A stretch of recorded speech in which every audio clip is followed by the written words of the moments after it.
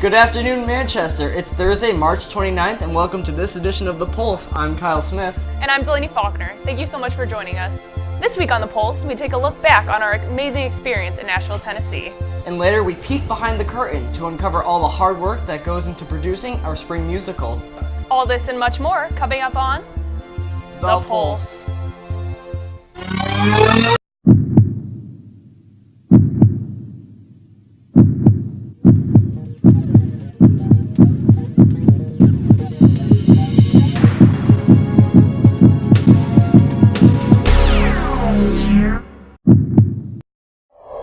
About 2 weeks ago, our broadcast journalism class hopped on a plane to Nashville, Tennessee for the 2018 Student Television Network National Convention.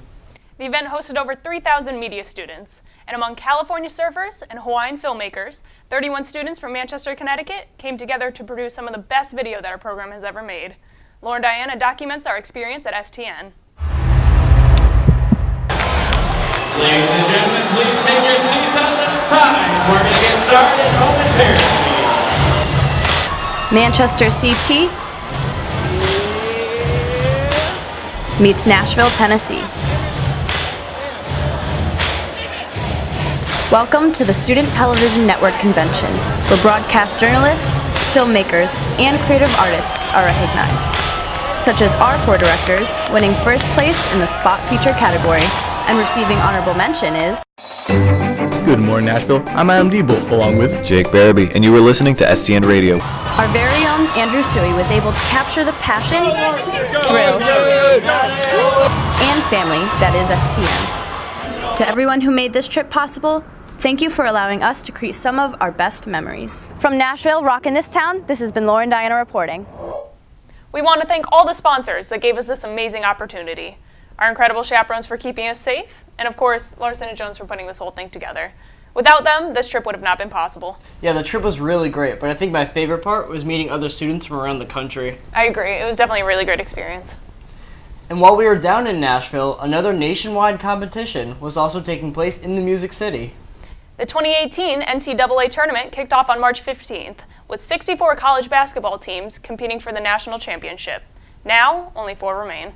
Every year, despite buzzer beaters, upsets, and Cinderella stories, millions of people try to predict the outcome of the tournament in hopes of filling out the perfect bracket. After an exciting and historic first few rounds, we decided to check in on brackets around MHS before the championship is crowned this weekend. Here's what students have to say about this year's tournament. March is upon us. You know what that means. Staff and students are already filling out their brackets and prepared to be busted if not already. Let's go take a look. Have you been making a bracket by any chance? So I made a bracket, stopped following my bracket after the first round because of all the upsets. So kind of haven't been paying attention to the bracket, but I've been watching the games and just been watching for good games. Did you make a bracket by any chance? No, not this time. Corinne, have you been following March Madness at all this entire month? I haven't been following March Madness this month because I am a big UConn fan and they're not doing too well this year, so I haven't been paying attention. UConn's my favorite team, so I'm a little sad that they didn't make it. I'm really upset because I had North Carolina winning and they already lost. And what do you think the most exciting game of this tournament has been so far? To me, I forget what team they play with, but when Arizona, when the kid caught the pass down the lane and dunked on him. I want to say UMB in Virginia. It's an upset, basically. Speaking of upsets, what do you think was the biggest one so far? UCMB in the beginning, beating Virginia was the biggest upset. And then since then, we've been pushing for Loyola Chicago because they've been carrying the lead with Sister Jean. So Virginia game didn't help. Yeah. And then I was doing all right. And when Duke lost last night, that kind of took me out of the chance of winning either one of them. The biggest upset, I think, was UMBC versus Virginia. March Madness is full of a ton of upsets, one of them being Loyola Chicago. How do you think they're performing so far? I'm really impressed with their team considering they were an 11th seed and they made it into the Final Four. Who do you think you have winning it all right now? I would say Villanova. I think Kansas is going to pull it away. Villanova's tough. Kansas looked pretty good yesterday as well. At this point, I'm thinking maybe Villanova. March Madness has been exciting thus far. Your brackets may be busted, but these Final Four teams are competing to cut down the nets in San Antonio and to add to trophy cases like these. From Manchester, this has been Anthony Cavallo reporting. So after all of this excitement, who do you have winning the tournament? I gotta say, I gotta go with Villanova. They've been super strong throughout the whole tournament, and I think they got a good chance of winning. I gotta disagree with you. I love a good Cinderella story, so I gotta go with Sister Jean in Loyola, Chicago. They've got a lot of momentum right now, and I think they can carry it all the way. All right. The teams take center court in San Antonio this Saturday, then again on Monday, when the champion will be crowned. And last weekend, a group of MHS students took center stage as they performed You're a Good Man, Charlie Brown in the Bailey Auditorium.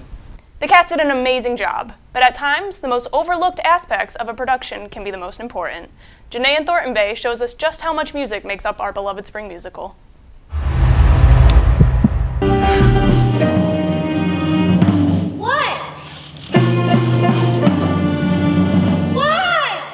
For years, the Sock and Buskin has stunned the Manchester community with their annual spring musical.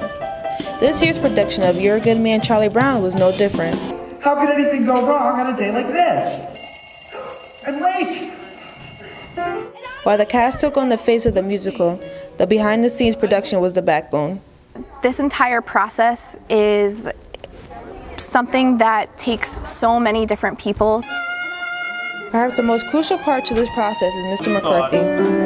Music director for almost 30 years, Mr. McCarthy handles the most overlooked aspect of bringing this show together, the music. And there's just 2 4-bar phrases. It's like working in Grand Central Station. From learning notes to conducting to the pit. His contributions are truly what brings the show together.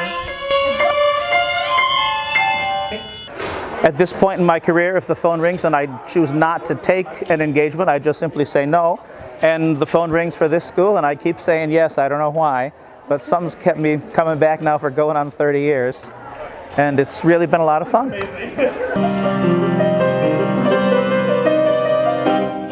From the pit to the performers, it's truly the music that brings the show together. From the Pulse, this has been Johnny at Thornton Bay reporting. We want to give a congratulations to all the members of the Charlie Brown cast, and a huge thank you to everyone that contributed to the overall production. Yeah, it was such a great show. I went Saturday, and I saw all the hard work being paid off. I actually saw you in the pit, too. You guys sounded pretty good. Yeah, thank you. Yeah, it was actually a fun time.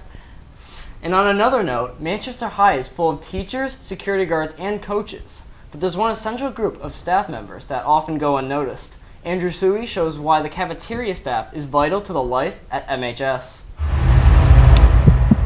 Every scoop, every slice, every sandwich made would not be possible without the hard work of one very valuable group of MHS staff members. I think the lunch ladies have a really big impact on students because they're one of the few faculty members that are always there. In a time of relaxation and socializing for most of the student body, the lunch ladies are hard at work providing meals for hundreds of people that walk through the lunch lines each and every day. And despite the monumental responsibilities of the lunch staff, workers like Barbara McVeigh making brightening the days of students a top priority. If they're having a bad day, I personally like to give everybody a smile the best I can and a kind word, and I have made a lot of friends in the lunch lines. While every school has its staff of typical lunch ladies, the MHS cafeteria workers bring one thing to the table to make them unique from everyone else: Boom Boom sauce. Somewhere along the line we decided to try it, and it was such an unbelievable hit that we buy it by the gallons. I mean, it comes in, the box comes in with 4-gallon jugs in it, and we probably pour 2 jugs into those little squeeze bottles every day. This mysterious sauce has become a staple of MHS cafeteria food, and is just one of the many things that make our lunch ladies essential to life at Manchester High School. Serving food is just a start to what these lunch ladies do day in and day out right here in this cafeteria. From the Pulse and from Manchester, this has been Andrew Suey reporting. The Pulse would like to thank the lunch staff for all their hard work, and I'd personally like to thank them on behalf of the Boom Boom sauce. I don't know if you've had it, but it's the best. It's hands down the best part of every lunch. You're crazy. I personally never had it, but... So how am I crazy? Listen. You better try it. Well, that's all we have for you this week, Manchester. Be sure to tune in next week where we investigate how new head baseball coach Gary Marino will impact the team's performance. And then we'll highlight a competition that puts students and staff head to head. If you have any ideas for stories we might have missed, email Mr. Larson at b11elars@mpspride.org. To learn more about the Pulse or to check out some of our other projects, visit our website at mhstelevision.com. And don't forget to follow us on Twitter and like us on Facebook at MHS Red Prod. I'm Delaney Faulkner. And I'm Kyle Smith. And this has been The Pulse.